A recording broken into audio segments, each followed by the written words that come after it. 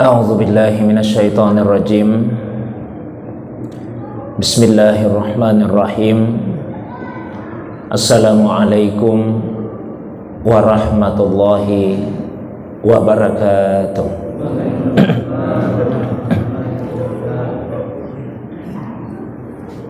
Alhamdulillahilladzi 'allamal Qur'an khalaqal insana wa 'allamahul bayan.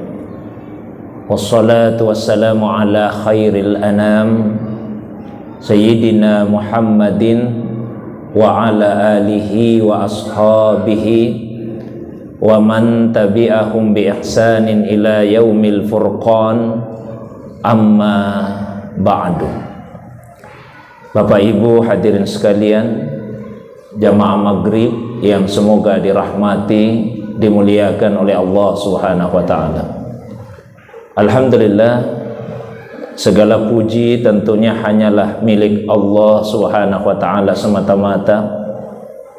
Salawat dan begitu pula salam semoga tercurah kepada kekasih kita Rasulullah Muhammad sallallahu alaihi wasallam, begitu pula kepada keluarga beliau, para sahabat dan juga pengikutnya yang senantiasa istiqamah menghidupkan sunnah Nabi sallallahu alaihi wasallam.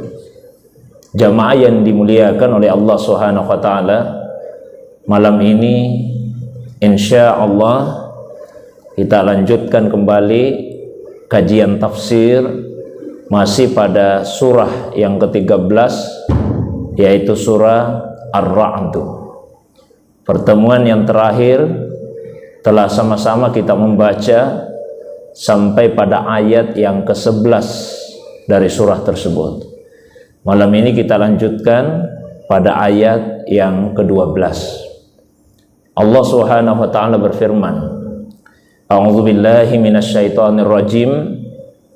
Huwallazi yurikumul barqa khaufan wa tama'a wa yunsi'us sahabas thiqal.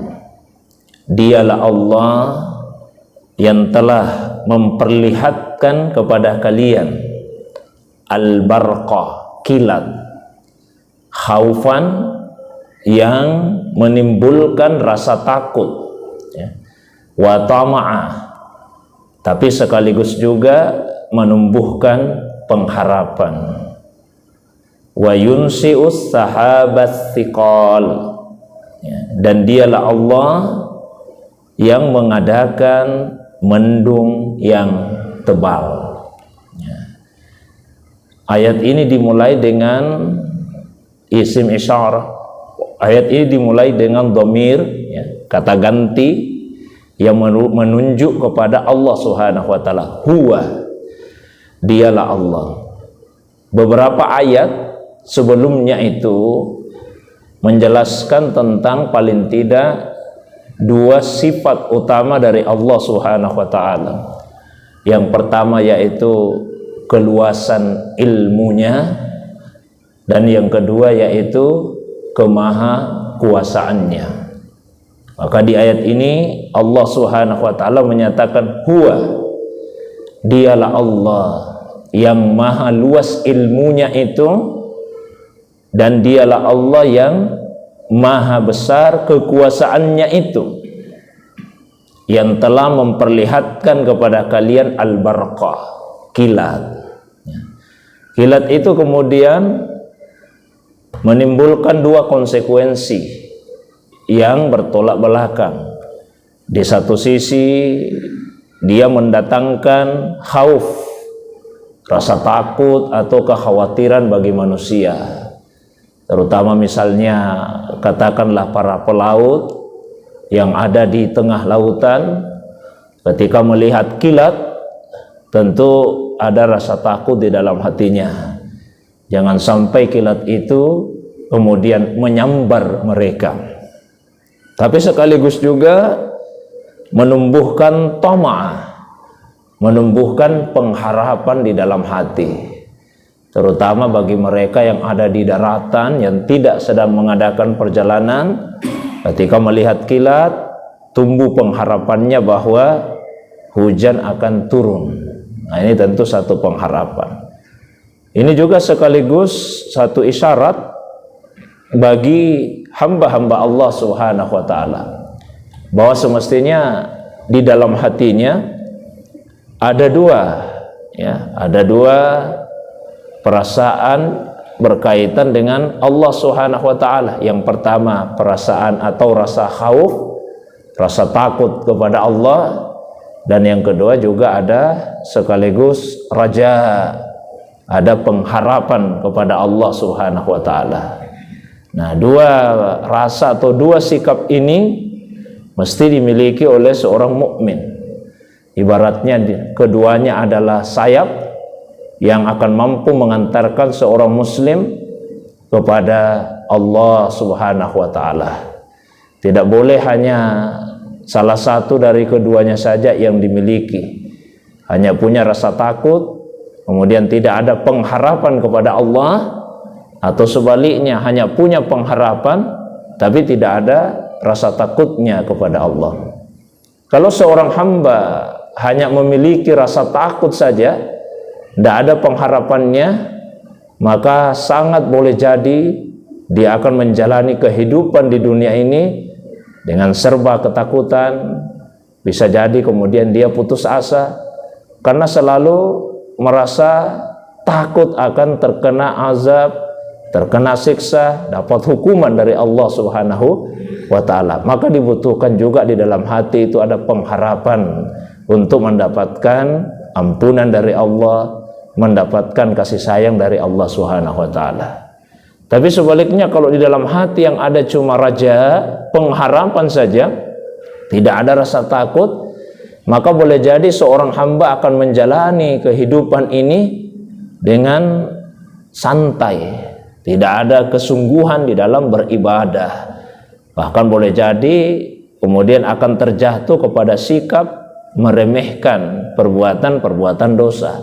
Karena yang ada di hatinya hanya mengharap pengampunan dari Allah, tapi tidak ada rasa takut akan mendapatkan hukuman atau azab dari Allah Subhanahu wa taala. Ini isyarat. Jadi seperti itulah seyogianya seorang mukmin. Saya pernah menyampaikan dalam satu sesi pengajian kita bahwa al-ubadu salasatu asnaf. Orang-orang yang beribadah itu ada 3 kelompok. Dilihat dari motivasi ibadahnya. Sinpun ya'budunallaha ala sabilil khauf. Ada yang beribadah kepada Allah atas dasar rasa takutnya. Wasinpun ya'budunallaha ala sabilir raja. Ada juga yang beribadah kepada Allah Subhanahu wa taala atas dasar pengharapannya. Wasinpun ya'budunallaha ala sabilil hub. Dan ada juga yang beribadah kepada Allah atas dasar rasa cintanya kepada Allah Subhanahu wa taala. Dan inilah motivasi ibadah yang paling tinggi ketika seseorang itu beribadah atas dasar cinta kepada Allah Subhanahu wa taala, karena sekaligus di dalamnya terakumulasi khauf, rasa takut, dan sekaligus pengharapan itu.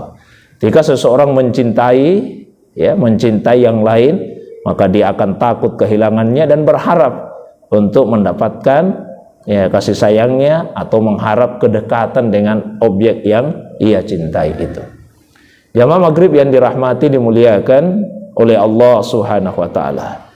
Kemudian ujung ayat ini menyatakan wa yunsi'us sahabas thiqal. Allah juga lah yang kemudian mengadakan mendung yang tebal, yang merupakan isyarat akan turunnya hujan dari langit. Nah, selain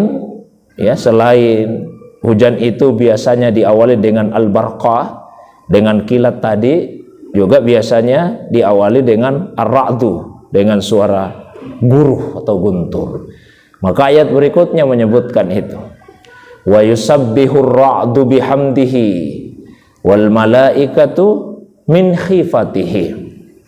Dan guntur itu bertasbih, memuji Allah. Wal malaikatu min khifatihi. Begitu juga para malaikat bertasbih juga memuji Allah Subhanahu wa taala. Min khifatihi, Karena rasa takutnya tadi kepada Allah Subhanahu wa taala. Ya, jadi suara guru itu adalah suara tasbih. Ya, meskipun ulama kita kemudian berbeda dalam menafsirkan apa yang dimaksud dengan guntur itu bertasbih. Ada yang memahaminya dengan makna harfiah, bahwa betul-betul suara guntur itu adalah suara tasbih. Ya, meskipun kita ini manusia tidak memahami ya, bagaimana bentuk tasbihnya itu. Kan di Al-Quran di surah Al-Isra ada ayat yang menyebutkan wa in min syai'in, dan tiadalah sesuatu itu illa yusabbihu bihamdi, kecuali bertasbih memuji kepada Tuhannya. Walakin, akan tetapi, la tafqahuna tasbihahum, kalian tidak memahami tasbih mereka. Jadi semua makhluk itu sejatinya bertasbih kepada Allah Subhanahu wa taala. Bahkan ayat tadi diawali dengan ungkapan bahwa langit yang 7, ya, begitu juga bumi yang 7 lapis, dan siapa yang ada di antara langit dan bumi itu bertasbih kepada Allah Subhanahu wa taala. Bahkan tiadalah sesuatu kecuali bertasbih kepada Allah. Hanya saja kemudian Allah nyatakan walakin la tafqahuna tasbihahum, hanya saja kalian tidak memahami tasbih mereka itu seperti apa. Nah, itu pemahaman sebagian ulama bahwa betul-betul guntur itu adalah bentuk tasbihnya kepada Allah Subhanahu wa taala. Ada juga ulama yang memahami bahwa maksudnya adalah suara guntur mestinya mendorong manusia untuk bertasbih kepada Allah ketika mendengarnya. Jadi pada saat kita mendengar suara guntur, jangan mencaci maki suara guntur itu, tapi mestinya itu mendorong kita, mengajak kita untuk bertasbih kepada Allah Subhanahu wa taala.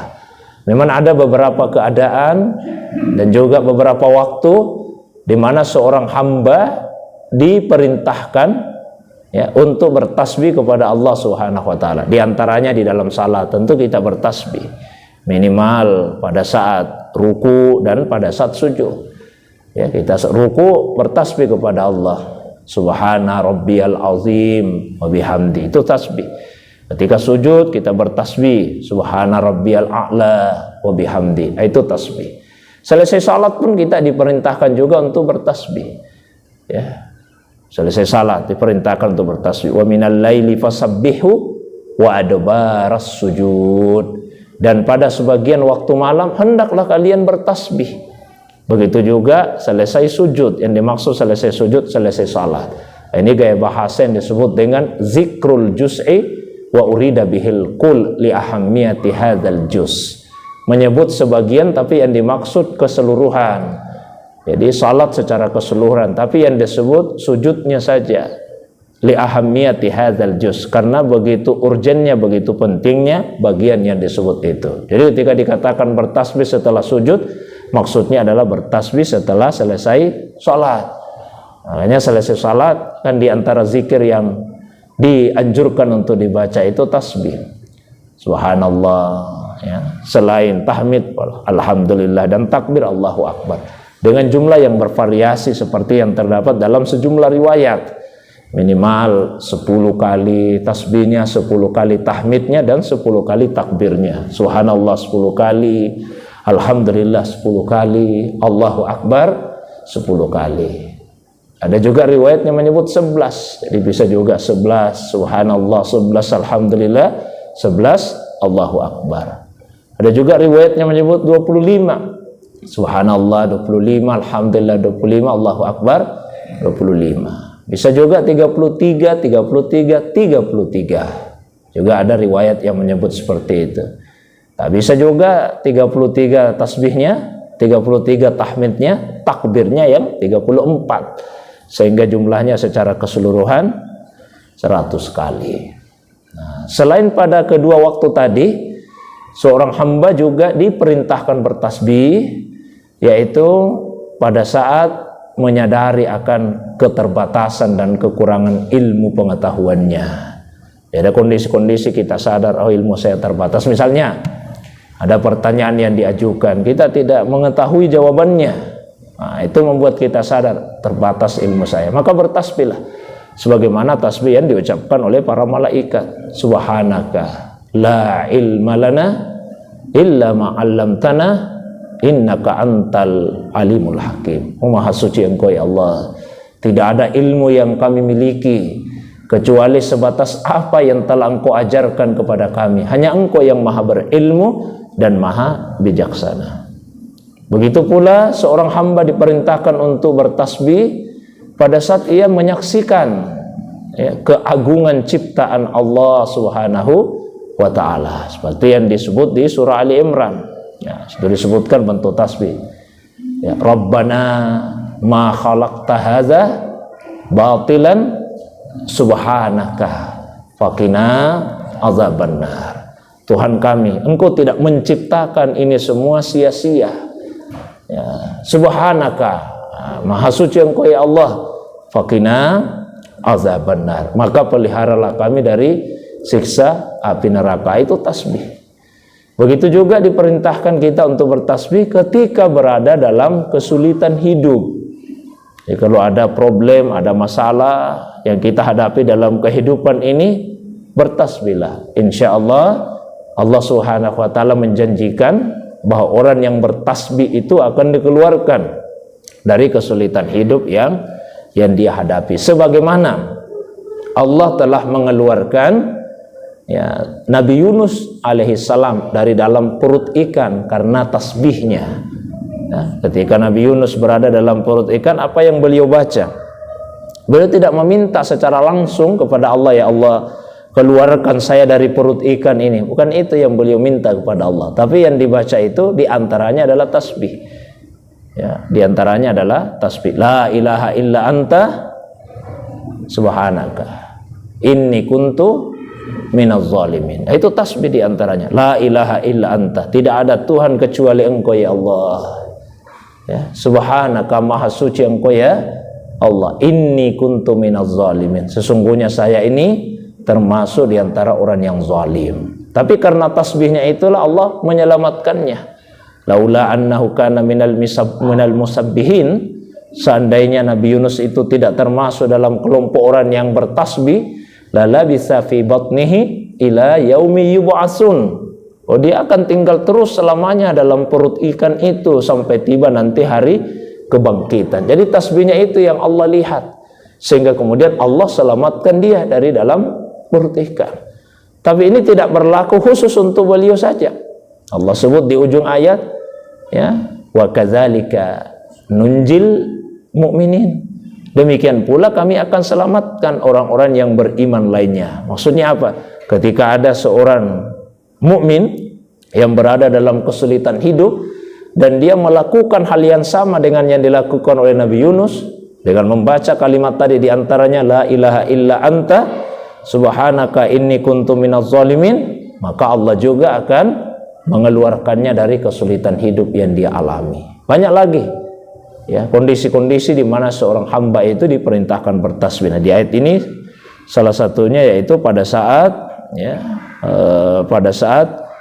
menyaksikan atau mendengar suara guru atau suara gontor itu. Jamaah yang semoga dirahmati, dimuliakan oleh Allah Subhanahu wa ta'ala.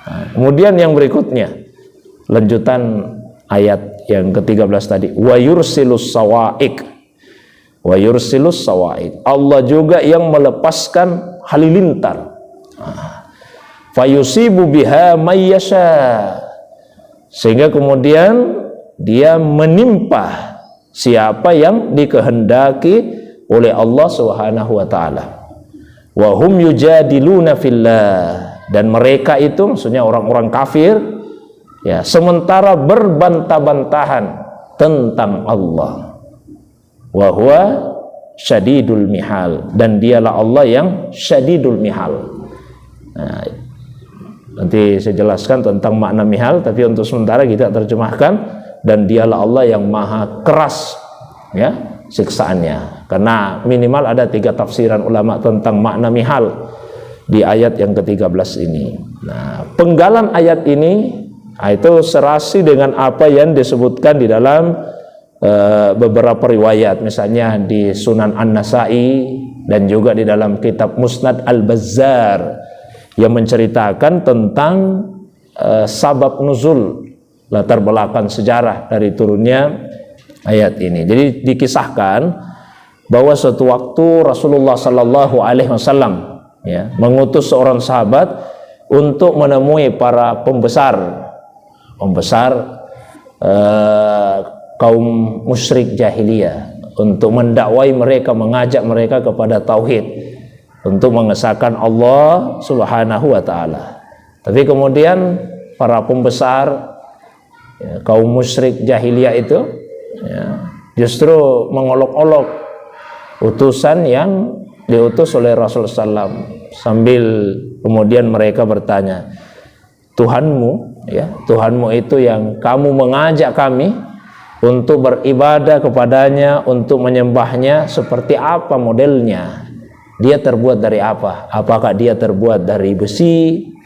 Apakah dia terbuat dari tembaga? Apakah dia terbuat dari perak? Atau dia terbuat dari emas?